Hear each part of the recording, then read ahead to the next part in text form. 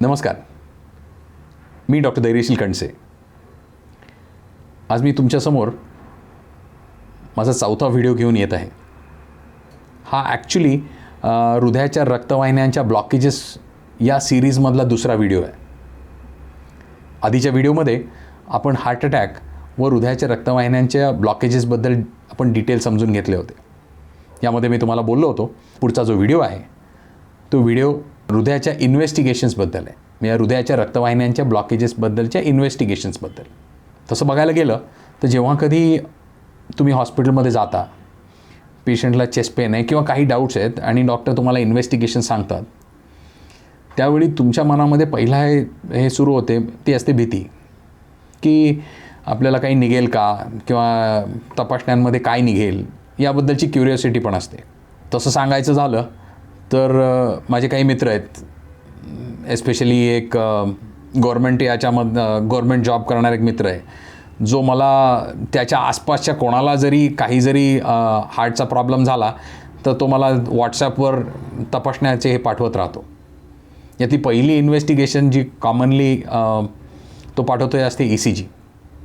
तो म्हणतो हा एक ECG बघून घे आणि यात काय वाटतं आहे मला सांग.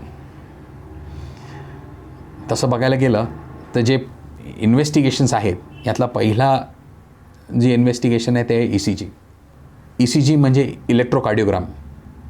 यामध्ये हृदयाच्या रक्तवाहिन्यांच्या ब्लॉकेजेसमुळे किंवा हृदयात जे काही चेंजेस झालेले आहेत याच्यामुळे ज्या इलेक्ट्रिकल ॲक्टिव्हिटीमध्ये बदल घडतो हा ज्या तपासणीने ट्रेस केला जातो याला ECG म्हणतात. नॉर्मल ECGचा एक पॅटर्न असतो, तसं अबनॉर्मल ECGचे काही पॅटर्न्स असतात. या पॅटर्नमध्ये जर हृदयाच्या रक्तवाहिन्यांमध्ये ब्लॉकेजेस असतील किंवा हार्ट अटॅक आला असेल तर एक विशिष्ट पॅटर्नमध्ये ECG दिसून येऊ शकतो आणि त्याप्रमाणे आपण पुढच्या तपासण्यांच्या डायरेक्शनने लागतो. प्रत्येक वेळी त्याच्यात काही दिसेलच का तर असं नसतं. त्यामुळे प्रत्येक ECGमध्ये काहीतरी दिसलं म्हणजे हार्टमध्ये काही निघालंच असं तर नाही आहे. पण अशा वेळी जेव्हा सस्पिशन असतं तेव्हा आपल्याला काही सर्टन इन्व्हेस्टिगेशनच्या डायरेक्शननी जावं लागतं. याच्यातली पुढची जी तपासणी आहे ती आहे स्ट्रेस टेस्ट किंवा ट्रेडमिल टेस्ट. हा पण ॲक्च्युली ECGच आहे, पण पेशंटच्या छातीला लीड्स लावून ECGचे लीड्स लावून पेशंटला एका पट्ट्यावर पळवलं जातं, व्यायाम करायला लावला जातो. जेव्हा पेशंट पळतो तेव्हा हृदयाला जास्त काम लावलं जातं. एक डिमांड सप्लाय मिसमॅचची सिच्युएशन उभी केली जाते जर हृदयाच्या रक्तवाहिन्यांमध्ये ब्लॉकेजेस असतील तर, व त्याच्यामुळे जे काही ECGत बदल घडतात हे पिकअप केले जातात. ही एक बेटर इन्व्हेस्टिगेशन आहे का नुसत्या ECGपेक्षा? ऑफकोर्स त्या इन्व्हेस्टिगेशनला काही लिमिटेशन्स आहेत. सगळ्यात महत्त्वाची गोष्ट जी तुम्हाला माहिती हवी ती ही की प्रत्येक वेळी जर एखाद्या पेशंटला कंटिन्युअस चेस्ट पेन आहे आणि चालू चेस्ट पेनमध्ये एखाद्या पेशंटनी ट्रेडमिल टेस्टवर पळू नये, कारण ही धोकेदायक होऊ शकते. काही याच्यामध्ये पेशंटच्या जीवाला धोकासुद्धा होऊ शकतो. सो जर तुम्हाला ऑकेजनल चेस्ट पेन आहे किंवा तुम्ही आत्ता कंटिन्यूड चेस्ट पेन नाही आहे अशा परिस्थितीमध्ये जर ट्रेडमिल टेस्ट केली तर त्याच्यामध्ये आणि जर हृदयाच्या रक्तवाहिन्यांमध्ये ब्लॉकेजेस असले तर ते ECGमधले चेंजेस पिकअप करून आपल्याला पेशंटला सांगता येऊ शकतं की तुमच्या हृदयाच्या रक्तवाहिन्यांमध्ये ब्लॉकेजेस असण्याची सस्पिशन आहे किंवा which is a strong possibility. म्हणजे याचा अर्थ असा की पुढच्या इन्व्हेस्टिगेशन्स ह्या करायला लागतीलच. याच्यानंतरची जी इन्व्हेस्टिगेशन्स आहेत त्यामधली महत्त्वाची इन्व्हेस्टिगेशन आहे ती म्हणजे 2D एको. ॲक्च्युली ही कंपॅरेटिव्हली नवीन आलेली मोडॅलिटी आहे. जशी सोनोग्राफी डेव्हलप झाली तसं सोनोग्राफी ही 2D एको किंवा इकोकार्डिओग्राफी ज्याला म्हणतात ते, ही एक छातीची सोनोग्राफी आहे, हृदयाची सोनोग्राफी. या हृदयाच्या सोनोग्राफीमध्ये आपण एका विशिष्ट डायरेक्शननी काही गोष्टी बघतो. ज्यामध्ये जर हृदयाच्या रक्तवाहिन्यांच्या ब्लॉकेजेसबद्दल किंवा ज्याला इस्चेमिक हार्ट डिसीज म्हणतात किंवा करोनरी आर्टरी डिसीजच्या ज्याबद्दल आपण जर बघत असू तर यामध्ये आपण काही विशिष्ट गोष्टी बघतो. यातली महत्त्वाची गोष्ट आहे ती म्हणजे हृदयाची कार्यक्षमता, ज्याला इजेक्शन फ्रॅक्शन म्हणतात किंवा लेफ्ट वेंट्रिक्युलर इजेक्शन फ्रॅक्शन म्हणतात, EF किंवा LVEF. नॉर्मल हृदयाची कार्यक्षमता ही 60% असते.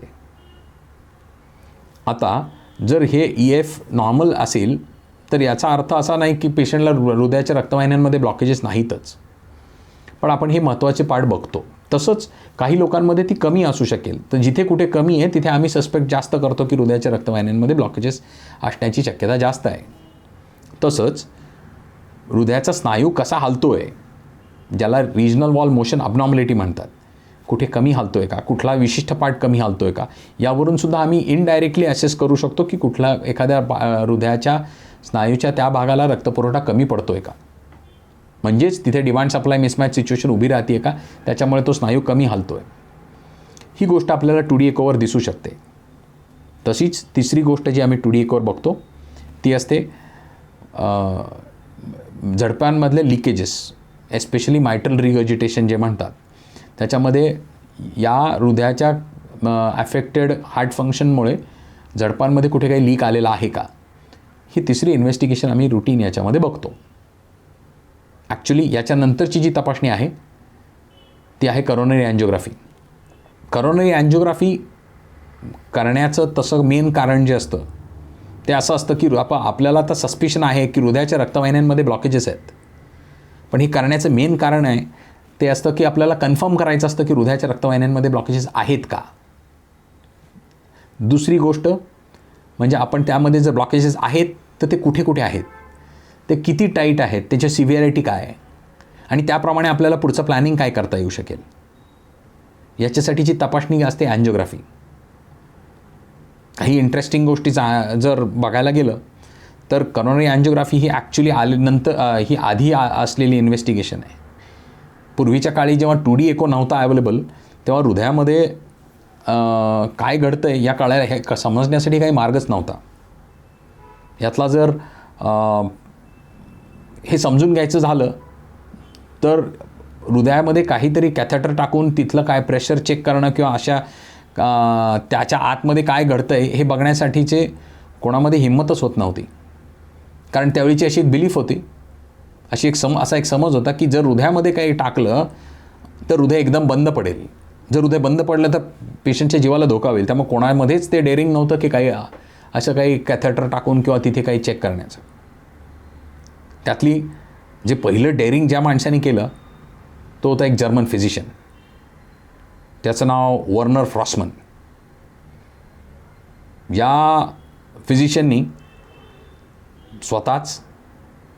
स्वतःच्या डाव्या हाताला लोकल ॲनेस्थेशिया दिला, स्वतःच्या उजव्या हाताने याच्यातून स्वतःच्याच रक्तवाहिनीमधून एक कॅथेटर पास केला, तो पूर्ण ढकलत आतमध्ये ढकलून दिला आणि त्याच्यानंतर स्वतः उठून एक्सरे डिपार्टमेंटला जाऊन स्वतः एक एक्सरे करून घेतला. या एक्सरेमध्ये त्यांनी कन्फर्म केलं की हा कॅथेटर इथून टाकलेला डायरेक्ट हृदयात जातो आहे आणि यामध्ये हृदयाला काही होत नाही आहे.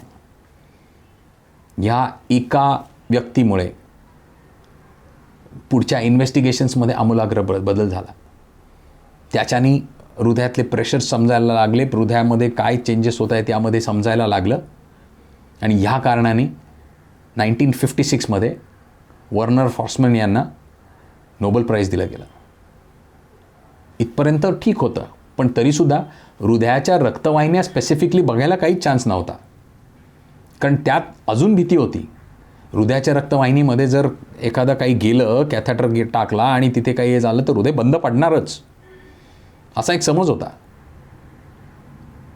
यामध्ये बाय चान्स बघायला गेलं तर अजून एका ग्रेट अमेरिकन फिजिशियन ज्यांचं नाव होतं एफ मेसन सोन्स यांनी एक दिवस हा कार्डियक कॅथेटरायझेशन, रुटीन कॅथेटरायझेशन करताना जो कॅथेटर पास केलेला होता तो अनावधानाने त्या पेशंटच्या हृदयाच्या रक्तवाहिनीमध्ये जाऊन एंगेज झालेला होता. त्यांनी जसा डाय टाकला, ज्याला कॉन्ट्रास्ट म्हणतात, जो डाय टाकला तसा समोरच्या स्क्रीनवर स्पेसिफिक ती आर्टरी पूर्णपणे भरलेली दिसली. ती आर्टरी भरलेली बघताच सोन्स यांच्या हृदयाचा ठोका हुकला. ते पेशंटकडे पळत गेले, कारण हाताने पेशंटचं हृदय एका क्षणासाठी थांबलेलं बघून ते जेव्हा पळत गेले, आता परत पेशंटला मसाज द्यायला लागणार आणि पेशंटचं हृदय चालू करता येईल का ही त्यांच्या मनातली पहिली भीती. पण त्याचबरोबर त्या एका क्षणामध्ये परत हृदयाने काम करायला सुरू झालं. आणि इथून पुढे जी मोडॅलिटी ओपन अप झाली ती होती करोनरी अँजिओग्राफी. ही स्पेसिफिकली एक सिलेक्टिव्ह अँजिओग्राफी आहे. यामध्ये जो कॅथेटर पास केला जातो आयदर मांडीतून किंवा हाताच्या रक्तवाहिनीमधून एक कॅथेटर डायरेक्टली हृदयात टाकला जातो. त्या कॅथेटरमधून कॉन्ट्रास्ट स्पेसिफिकली त्या हृदयाच्या त्या रक्तवाहिनीमध्ये टाकून त्या रक्तवाहिनीमध्ये कुठे ब्लॉक्स आहेत, किती सिव्हिअरिटीचे आहेत हे बघणं शक्य होतं.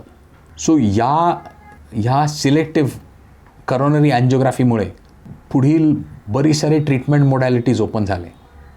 म्हणजे आज जे आपण अँजिओप्लास्टीज होताना बघतो, बायपास सर्जरीज होताना बघतो, ह्या सगळ्या शक्य झाल्या ह्या एफ मेसन सोन्स ह्या अमेरिकन फिजिशियनमुळे.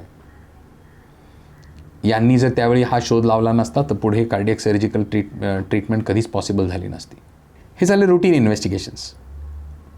या व्यतिरिक्त काही वेळा कार्डियक MRI किंवा पेट स्कॅन ह्या अजून 2 मोडॅलिटीज काही वेळा डॉक्टर्स तुम्हाला ॲडवाईज करू शकतात, depending on every individual patient.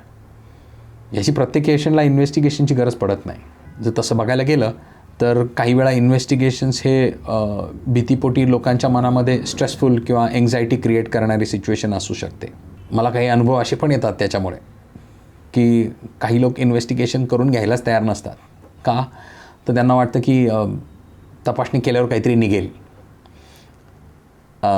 मी अशा लोकांना सांगू इच्छितो की आजाराकडे दुर्लक्ष करून किंवा त्याचे इन्व्हेस्टिगेशन न करता त्याच्यावर बसून राहणं ही जास्त रिस्की गोष्ट आहे. त्या उलट इन्व्हेस्टिगेशन केलं तर प्रत्येक वेळी त्याच्यात काही निघेलच असं नाही.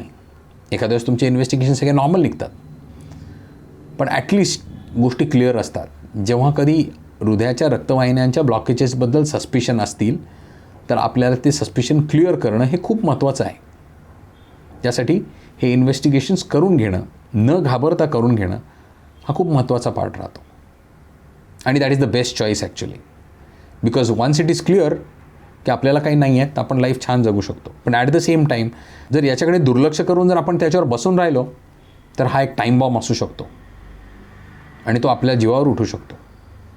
त्यामुळे इन्व्हेस्टिगेशन्स करणं जिथे कुठे गरज आहे तिथे इज ऑलवेज इम्पॉर्टंट. सो आजच्या व्हिडिओमध्ये आपण इन्व्हेस्टिगेशन्स म्हणजेच तपासण्यांबद्दल बोललो. आय होप तुम्हाला हा व्हिडिओ आवडला असेल. तुम्हाला काही डाऊट्स असतील तर तुम्ही खालच्या कमेंट बॉक्समध्ये लिहू शकता. मी प्रयत्न करेन त्यांना पूर्णपणे रिस्पॉन्ड करण्याचा, तुमच्या शंका निरसन करण्यासाठी. पुढचा व्हिडिओ जो आहे तो आहे ट्रीटमेंट मोडॅलिटीजबद्दल. सो भेटूया पुढच्या व्हिडिओमध्ये. Till then stay happy, stay healthy. Good bye.